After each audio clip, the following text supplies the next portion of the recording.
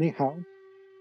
So, for this first video in my new series on Chinese philosophy, I'm absolutely thrilled to be talking with Rebecca Doverspike about Buddhism. So first off, Rebecca, thanks for joining me. You're welcome. Happy to be here with you. So Rebecca works in Boston as an interfaith chaplain, which, as you can probably imagine during the pandemic, is not the easiest job in the world. She has an MFA in creative nonfiction from West Virginia University, which is actually where we met.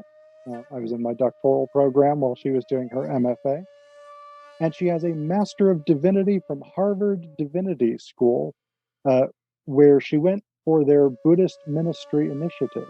So this has been something that she's made a huge part of her professional life. She's also a poet who has a chapbook called Every Present Thing a Ghost from Slappering Hot Press, which came out in March 2019. We'll put a link for that in the description below this video, so definitely worth checking out.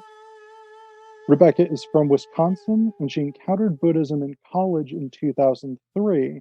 And this is a direct quote from what she sent me, because I think it's beautifully expressed.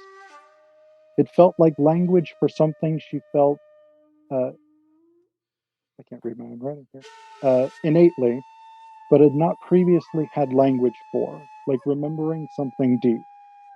I think that's a fantastic description here.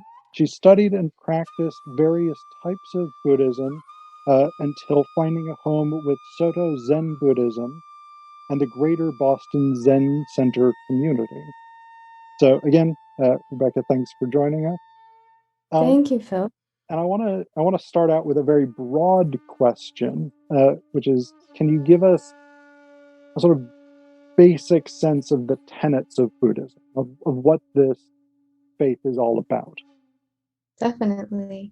Yeah, and as you know, it's so dependent on geography and type of Buddhism and sect of Buddhism.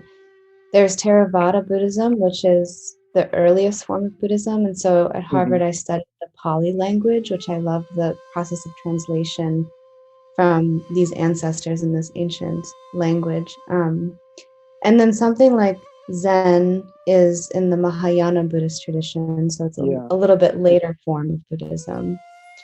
And so the basic tenets are still the same. Definitely the Four Noble Truths, that life is suffering and attachment is the root cause of that suffering. And there is a way to find freedom or liberation amid that suffering. And then the Eightfold Path is a way to that liberation. And also in Zen, the Mahayana Buddhist sect, in Zen there is this notion of the Bodhisattva, which is that we take Bodhisattva vows, meaning to free all beings. And one thing I love about the Bodhisattva vows is their inherent paradoxes. So things like, beings are numberless, I vow to free them, which is inherently impossible, this numberlessness, but it's not totally impossible. And so the Bodhisattva is this notion that every one of us and everything in the world has Buddha nature, has the innate capacity to awaken and meet reality with wisdom and compassion. And so one of the things that drew me to Buddhism was this feeling of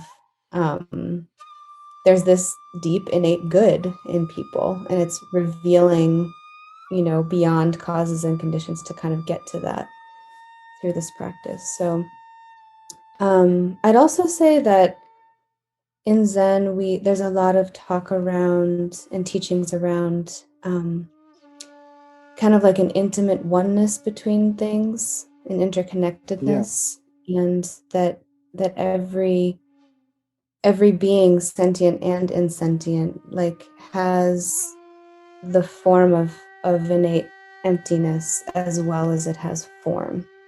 So something like it sounds, paradoxical and strange, but something like the Heart Sutra speaks to this of there are these particular forms and the body is the site of awakening, and these bodies show up differently in terms of privilege, and those forms are real and not to be denied, and we're not trying to transcend away from the body.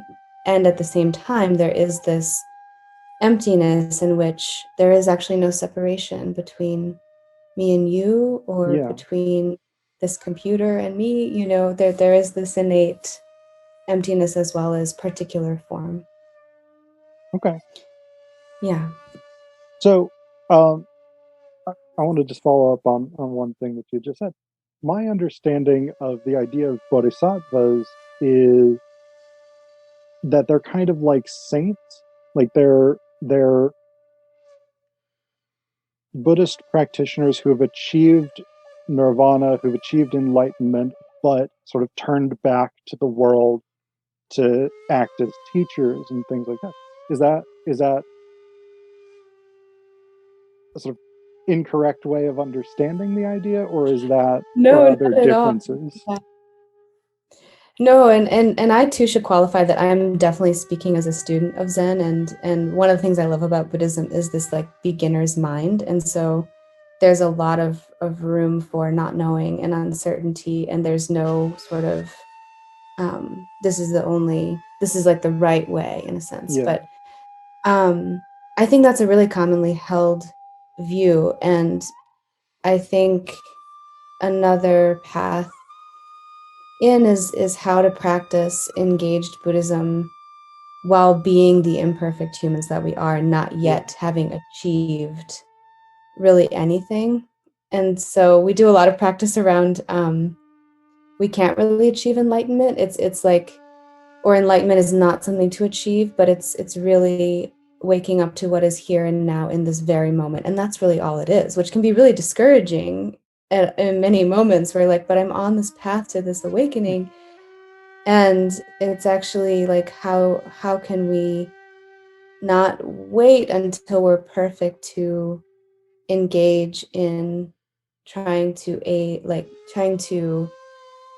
help ourselves cause less harm and aid others in suffering. Um, Yeah. so it's both. I think it's both levels. Okay.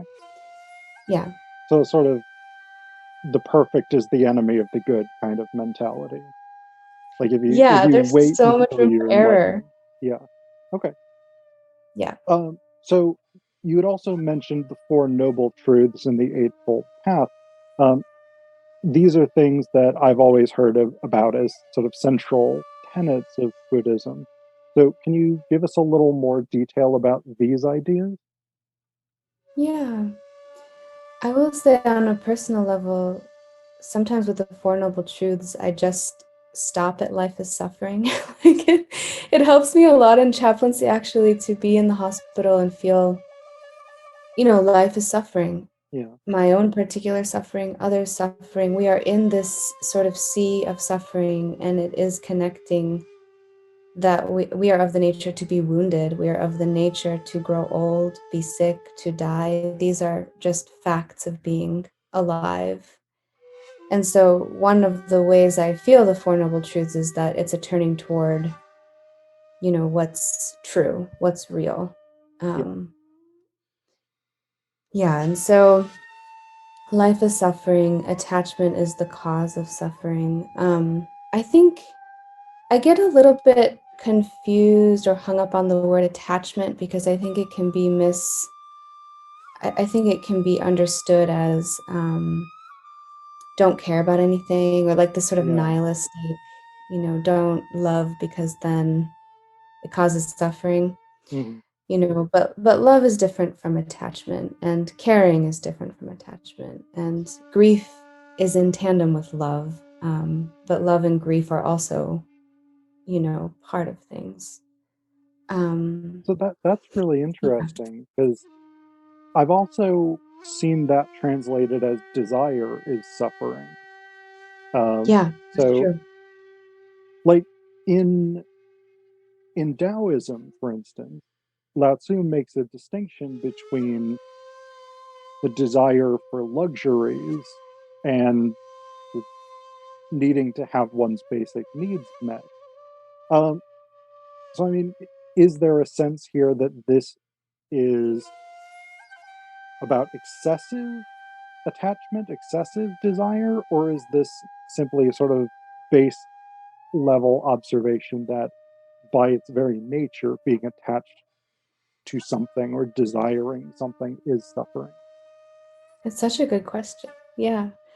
I feel like Zen really like sometimes the questions are also seem so much more fruitful than any response could be. Like it's just a very live question. Mm-hmm. And what arises for me is desire, this sort of wishing for something to be other than it is can cause suffering. Okay. I once heard it described by a monk in India as like you can really love that first bite of chocolate, but if you expect the second bite to be exactly the same in every way as the first bite, and then you're really disappointed when it's not, like that's sort of the gap of you're attached to it being that way. You're not sort of this notion of impermanence and change and like we are of the nature to change and the world is of the nature to change, and so clinging to it in one particular form will cause suffering. It's not like it's wrong. It's not like you're, Yeah. it's of the nature of being human to desire. It's just that Yeah. it does cause, it creates suffering for us. Our minds do. Yeah. Yeah. Okay. So, what about the Eightfold Path? Little more complicated, maybe, uh, Yeah. because it's got 8 parts instead of 4. I don't know if that's a good way to look at it or not. Well, and I feel like I know less about this because it's more rooted in Theravada Mm. tradition, but it maps really onto something in Zen called the precepts. So the Eightfold Path is, I'm going to read it so I don't miss any of them. Right understanding, right thought, right speech, right action, right livelihood, right effort, right mindfulness, and right concentration. And so these are similar to precepts of, vowing not to kill. There are a number of vows in Zen we take to try to reduce harm Mm-hmm. that we cause. Um, and the way the precepts are thought of as like human error is built into them. So it's thought of like you aspire, you inevitably fall short, and you atone, and you aspire again over and over throughout your whole life. So it's not a static thing. And even something like, I vow not to kill, it's actually not possible because we eat and we Yeah. breathe and we walk on the earth and we drive cars, and so built into these vows is it's like a recognition that we actually cause harm even while we're vowing not to, and we work with it in that way to sort of turn Okay. toward the full picture. Yeah. Yeah. I think that's a great insight. Um, that while you have the sort of ethical precept, you also have the recognition that human beings don't live up to our ethics. I think that's a fantastic insight. Yeah, it's both why we need these guideposts and why we have to allow for error, Mm-hmm. or it's a dynamic relationship in a way. Yeah. And it's not always, sometimes there's so much subtlety. Like I had a teacher describe the precept of not killing, for example, as not killing the mind of compassion. Hmm. You know, like starting with not killing something inside of our own innately generous hearts that would then cause further harm. And so there's a lot of subtlety. It's not just a set of rules that if you break, you're a terrible person. Yeah. It's guidelines that if aren't followed will generate more suffering. Yeah. So I actually think that's a really important difference between a lot of East Asian philosophies or religions and sort of Judeo-Christian tradition, which tends much more to say you have committed sin, therefore you're a sinner. Um, it's I feel like especially with things like Taoism, Confucianism, and even Buddhism, they're almost more ethical philosophies than they are religions in the way we tend to think of them in the West. I don't know if you'd agree with that. I think Obviously, I love being the a comparison. chaplain. Well, no, I mean, I grew up Catholic, Hmm. and I think one of the reasons Buddhism resonated with me as I was taught it, because of course it matters how we encounter these things, is that I was like, oh, I'm allowed to see the good in people. In fact, there's a whole divinity sort of that aspires to do that, to see innate good rather than original sin. And it Yeah, felt like much truer to me, or at least the way that I could navigate the world. yeah. Yeah. So I think it's an apt comparison. Okay. I want to shift a little bit. Um, I'm situating this in a series on Chinese philosophy, and even though pretty much every Chinese restaurant in the world has one of these type guys, my little fake jade Buddha that I have here, they tend to have much larger ones. But like Buddhism is not originally a Chinese religion. So, can you tell us a little bit about the history of uh, Siddhartha, of the Buddha himself, and maybe how his life experiences brought him to the revelations of Buddhist philosophy, and then maybe how that spread throughout East Asia? Yeah, so I know some of that, but I definitely don't know all of it. That's Or fine. I've glimpsed some of it in my learnings. But yeah, the original Buddha was in the 5th or 6th century BCE in India, and um, the story that's told most commonly is that he was born in a really privileged position, and kept as a prince in this sort of palace or castle, and was really protected from life outside those walls. Hmm. And there's something called the three sights, where when he ventured out into the world and saw sickness, old age, and death, it led him onto the spiritual path to try to investigate what that's about. And that led to various phases of asceticism, or really kind of a lot of reclusion, or sort of cutting away from the world altogether. Yeah. And then eventually to kind of a middle path where you're embracing and in the world, but also acknowledging the truth and reality of suffering and trying to escape that suffering. And especially Theravada Buddhism differs from Zen in that the sort of idea really is to get out of the cycle of samsara, get out of the cycle of birth and death, Yeah. because it's a cycle of suffering that you're suffering, you cause harm, and you come back to relearn and try to cause less harm. And um, in Mahayana Buddhism, there is that concept too, but there's also the notion that how can we find freedom amid suffering right here and now? And this is actually interesting in terms of Judeo-Christian religions too, because there can be subtleties between thinking of heaven as like this place that's other than here, that your goal is to go or to get to, Yeah. versus some theologies that feel it's here and now, just to kind of figure out how to have a heavenly place or state of mind, or I just think there are some contemplative Christians who view that relationship between uh, Definitely. lack of suffering and suffering differently. Yeah. Yeah. So,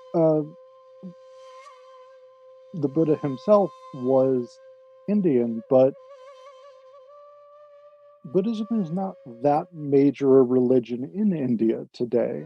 So, I mean, and I know you're not a historian necessarily, but do you have any sense of like why Buddhism was picked up in China, Korea, Southeast Asia, Japan, and why it became such a dominant religion in East Asia? That's another really good question. And I feel I've heard these stories at various times, but I feel like one of the routes of my practice is to really understand those connections and those stories and how the sort of foot travel has branched and with whom. But there definitely are ancestors and lineages and teachers that it just took in different ways in these different Yeah. places and in different and became changed. I mean, it is helpful to have an entire worldview that accounts for impermanence and change that itself is also always changing. Yeah. Yeah, so I think for me, I've really felt it as a personal practice, and some of that is I'm Hmm. still learning those tracks. Yeah. Okay. So I think that's that's a really great point. This idea that as Buddhism spreads, it does change. Um, it's like from what I've seen, practice in places like uh, Laos and Cambodia blends with local religions, local belief systems, and then like in Japan, I think Buddhism is typically seen as sort of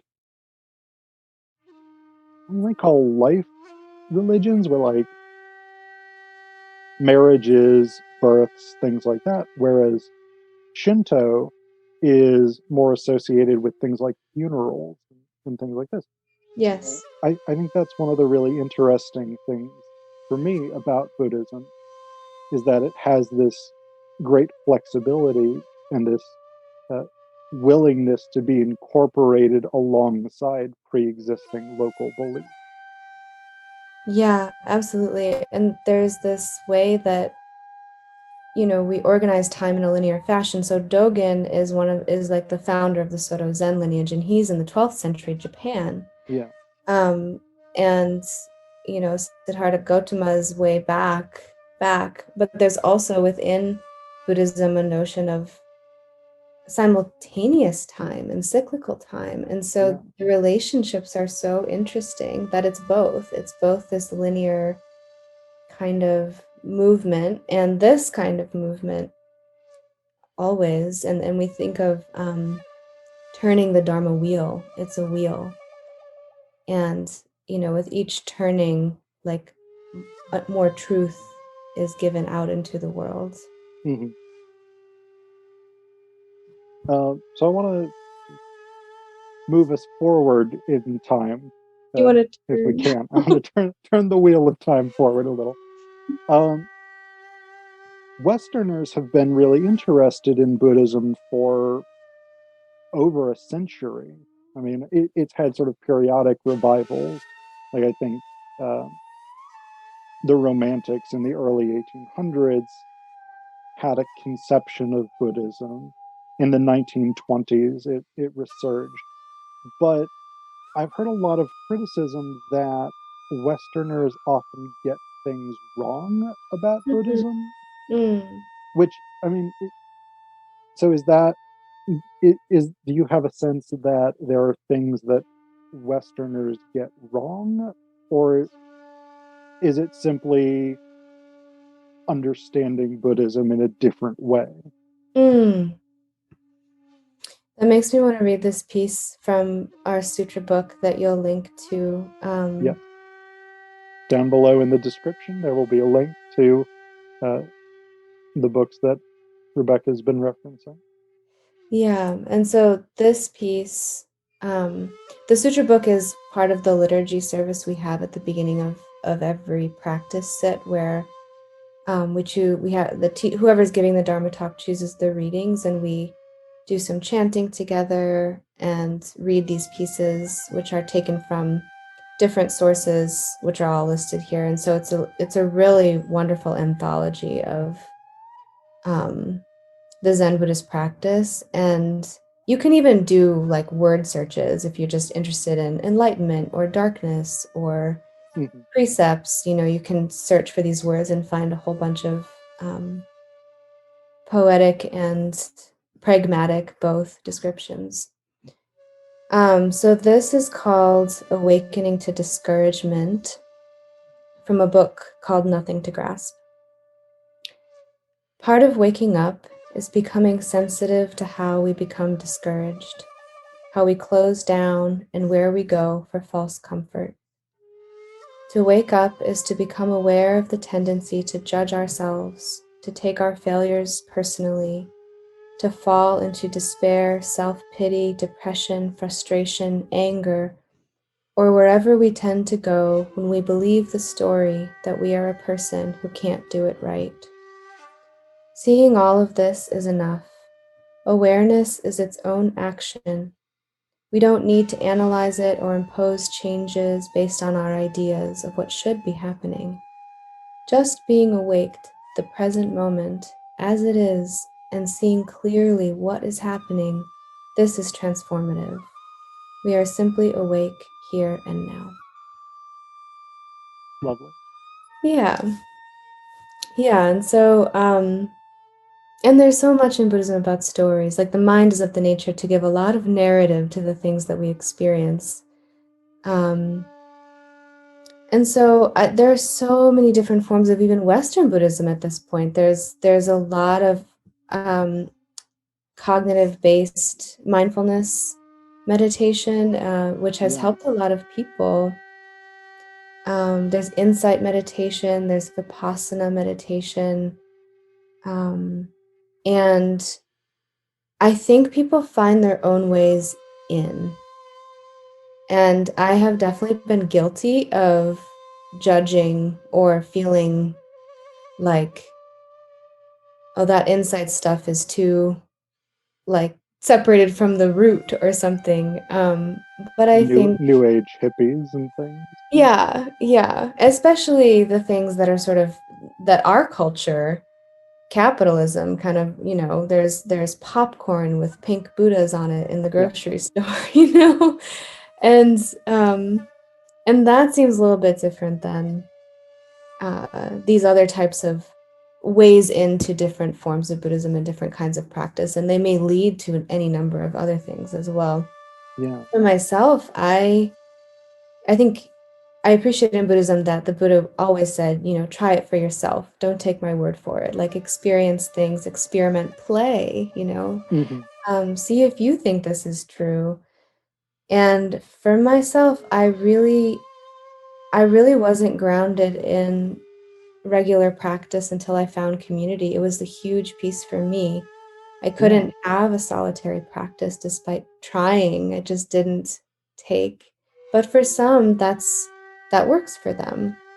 And for some, insight meditation, which is a little bit more secular than some of the rituals and some of the liturgy and something like Zen Buddhism, that language is a way in for other people. And so I think we all get it wrong.